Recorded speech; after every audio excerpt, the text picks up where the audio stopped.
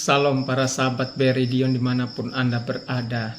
Di senja hari jelang malam ini, saya ingin mengucapkan selamat merayakan Ekaristi, Kamis Putih, peringatan perjamuan Tuhan kepada para sahabat dan umat beriman sekalian.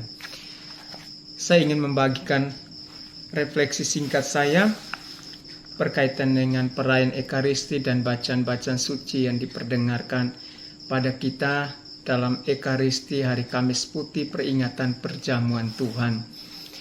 Dimulai dari kitab Keluaran bab 12 ayat 1 sampai 8, dilanjutkan ayat 11 sampai 14. Perayaan perjamuan Paskah bangsa Israel di tanah Mesir.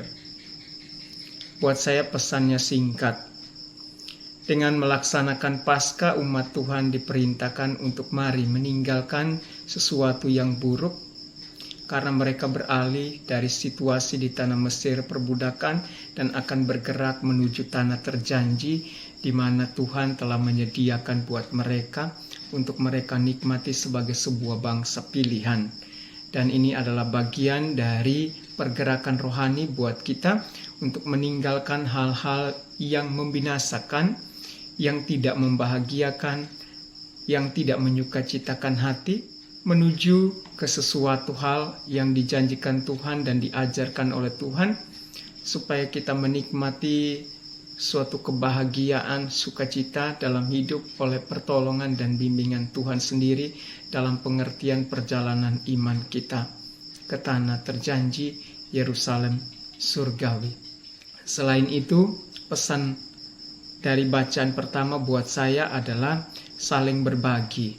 Diceritakan bahwa dalam perayaan Paskah umat Israel dalam keluarga-keluarga yang terlalu kecil, jika domba yang mereka siapkan untuk santap malam Paskah dianggap terlalu berkelimpahan, maka mereka boleh menggabungkannya dengan keluarga lain atau bergabung dengan keluarga lain.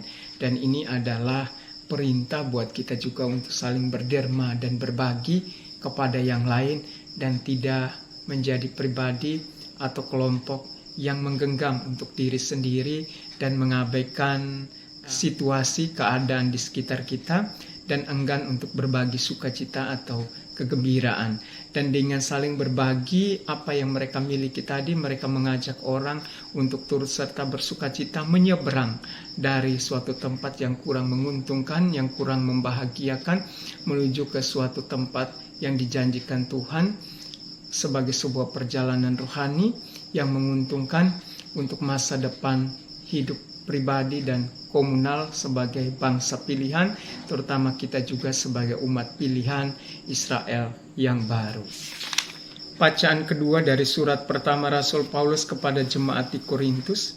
Di sana dikatakan, "Apa yang telah kuteruskan kepadamu ini telah aku terima dari Tuhan, yaitu bahwa Tuhan Yesus Kristus pada malam ia diserahkan mengambil roti, dan setelah mengucap syukur atasnya, ia memecah-mecahkan roti itu seraya berkata, 'Inilah tubuhku yang diserahkan bagimu, perbuatlah ini sebagai kenangan akan daku.'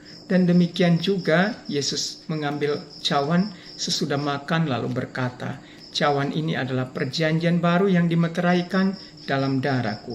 Setiap kali kamu meminumnya, perbuatlah ini untuk mengenangkan aku.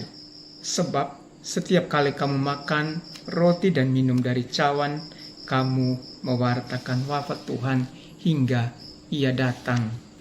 Cukup lengkap apa yang saya bacakan dari surat Rasul Paulus kepada jemaat di Korintus yang diperdengarkan dalam Ekaristi. Pesannya menjadi penting. Ekaristi yang kita rayakan adalah perjamuan yang ditetapkan oleh Tuhan sendiri sebagai sakramen keselamatan.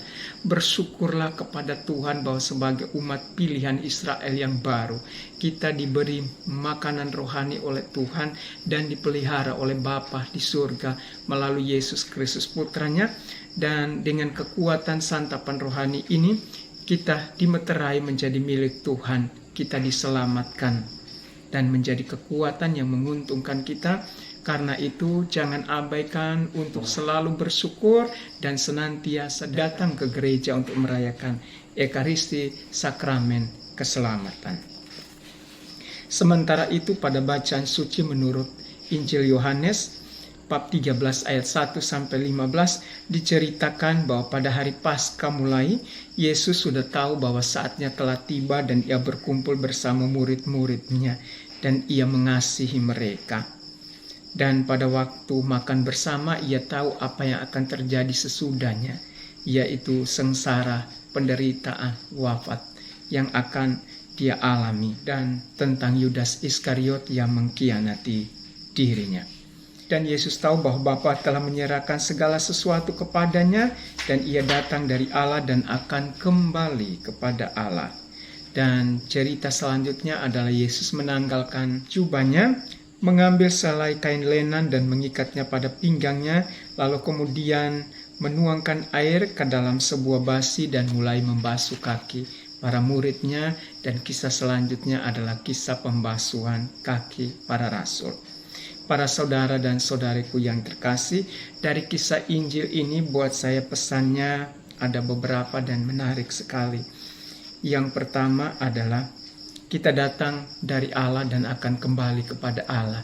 Karena kita adalah anak-anak Allah, kita mengikuti Yesus Kristus putranya yang datang dari Bapa sendiri, dan tentu kita akan kembali kepada Allah. Karena itu senantiasalah terikat hati, budi, pikiran, dan segala kekuatan yang kita miliki untuk bersekutu dengan Tuhan Yesus sendiri hingga pada akhir zaman. Kita yakin bahwa Tuhan mengasihi kita karena kita juga adalah murid kesayangannya, sebagaimana dikatakan dalam awal kisah Injil tadi. Dan pesan lain yang diberikan kepada kita adalah dengan apa yang dilakukan oleh Yesus membasuh kaki para muridnya, kita diajarkan untuk senantiasa rendah hati dan saling melayani satu sama lain, membungkuk untuk melayani, merendahkan diri, menjadi yang terkecil. Sebab siapa yang ingin menjadi pelayan, dia harus menjadi kecil di hadapan yang lainnya. Dan setiap orang bisa menjadi besar karena ia memulai sebagai seorang pelayan yang baik. Dan lebih dari itu ada pesan lain yang diceritakan dalam dialog antara Yesus dengan Petrus. Petrus menolak tindakan Yesus untuk membasuh kakinya. Yesus berkata, "Kamu pun sudah bersih, tetapi tidak semuanya." Kita pun demikian. Kita tampak bersih sejak kita dibaptis, kita menjadi milik Tuhan, tetapi tidak semuanya karena hidup terus berlanjut dan kita bisa saja jatuh dalam cobaan dan dalam godaan dan menjadi berdosa di hadapan Tuhan. Karena itu setiap kali merayakan perjamuan Ekaristi, terutama pada malam Kamis Putih seperti ini, kita diingatkan bahwa kita membutuhkan Tuhan Yesus yang akan membersihkan dan menyembuhkan kita dari luka dosa dan menyatukan kita kembali kepada Allah Bapa di surga yang Maha Rahim dan mencintai kita. Salam hangat dari Bukit Karmel, Nabi Elia, Mageria, Maumere Flores, NTT. Semoga sukacita menjelang Paskah memberikan kita juga kebahagiaan untuk saling berbagi dan saling menyayangi satu sama lain. Tuhan memberkati. Amin.